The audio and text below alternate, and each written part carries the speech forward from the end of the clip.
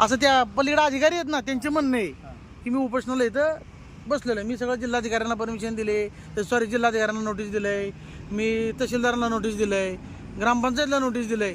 त्यांचं असं म्हणणं आहे की आमच्या इथं दिलेलं नाही. तर त्यांना हां तर आता ह्याच्या गाड्या बिड्या लागतात खाजगी. हो साहेब एस टी महामंडळाचे साहेब जरा आतमध्ये या जरा साहेब. ह्याच्या गाड्या बिड्या लागतात, ह्या बाकीच्या ज्या कंपन्यांच्या गाड्या लागतात त्यांचे काय तुम्हाला पैसे मिळतात का त्यांचे? गाड्या कशा काय लागल्यात ते ग्राउंडवरती? अहो साहेब त्या अनधिकृतचं मला आत्ता नका सांगू तुम्ही. अनधिकृतचं मी बसल्या तुमच्या लक्षात आलं का? अनधिकृत हा मी बसल्यावर लक्षात आलं का तुमच्या? अनधिकृत परत फिरकला ना हायवेला जाऊन आत्महत्या करेल तुमच्या नावाने सांगून ठेवतोय. परत इथे येता लागायला माझ्या हातून मागायला लागले ती लोक कारण नसताना. सगळ्यांना नोटीस दिलेले आहेत का? त्या कंपनीच्या अधिकाऱ्यांनी पैसे दिलेत काय?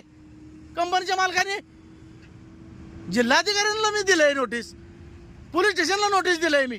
हा 10 वेळा येतं इथं.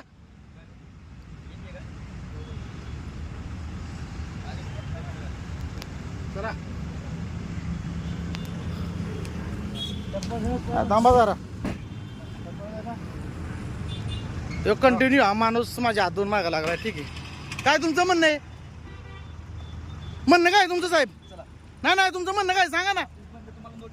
हा हे सगळ्या गाड्या लागलेल्या आहेत. आज अनधिकृत कळलं तू म्हणला? नाही आज कळलं अनधिकृत. मी जिल्हाधिकाऱ्यांना दिलेलं आहे नोटीस. हा SP ऑफिसला दिलंय. आज तुम्हाला ह्या गाड्या इथं लागल्यात त्या अनधिकृत आज दिसायला लागल्या.